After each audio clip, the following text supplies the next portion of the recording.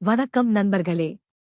விக்ரமாதித்தன் கதைகள் தொடரின் 8வது அத்தியாயத்திற்கு உங்களை வரவேற்கிறோம். கடந்த அத்தியாயத்தில் விக்ரமாதித்தன் முதலில் வேதாளத்தை சந்திப்பதையும் அதன் விசித்திரமான ரகசியத்தையும் பற்றி பார்த்தோம். இப்போது வேதாளம் சொல்லப் போகும் முதல் கதை பத்மாவதி கதை. அத்தியாயம் 8. பத்மாவதி கதை. தம்பகம் என்று ஒரு நகரம் இருக்கிறது. என்றைக்கும் வற்றாமல் நீர் நிறைந்திருக்கும் ஜீவநதியான கங்கை அங்கே ஓடுகிறது. முன்னொரு காலத்தில் அந்நகரத்தில் பிரதாபமகுடன் என்ற அரசன் ஆண்டு வந்தான். அவன் மகா பராக்கிரமசாலி. அவனுக்கு வஜ்ரமகுடன் என்னும் மகன் இருந்தான். தந்தையைப் போலவே மகனும் வீரம் நிறைந்தவன், அழகிலே மன்மதனுக்கும் மேம்பட்டவன். அவனுக்கு புத்திசரீரன் என்ற பெயருடைய ஒரு நண்பன் இருந்தான். அவன் மந்திரிகுமாரனாவான். அவனை வஜ்ரமகுடன் தன் உயிரினம் மேலாக நேசித்து வந்தான். ஒரு சமயம் இருவரும் பொழுது போக்குவதற்காக வேட்டையாடச் சென்றார்கள்.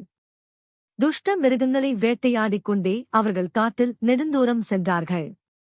அங்கே மொக்கு அவிழ்ந்த மலர் நிறைந்த மரங்களும் செடிகொடிகளும் அவர்களை அழைப்பதே போல காற்றிலே அசைந்து ஆடின. குயில்கள் பாடி வரவேற்றன. அந்தக் காட்டின் நடுவே அழகிய தடாகம் ஒன்று இருந்தது. அந்நிய தாமரைகள் பூத்து விளங்கிய அது தெய்வலோகத் தடாகமோ என ஐயுறும்படி அமைந்திருந்தது.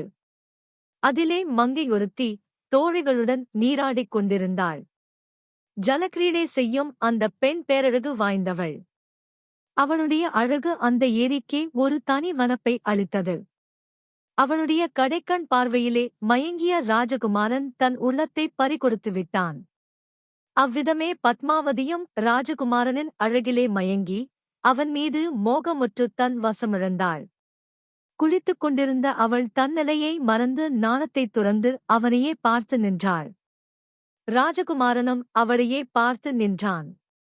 அப்போது அவள் விளையாட்டாக ஒரு தாமரைப் பூவை பறித்து தன் காதில் சூட்டிக் கொண்டாள்.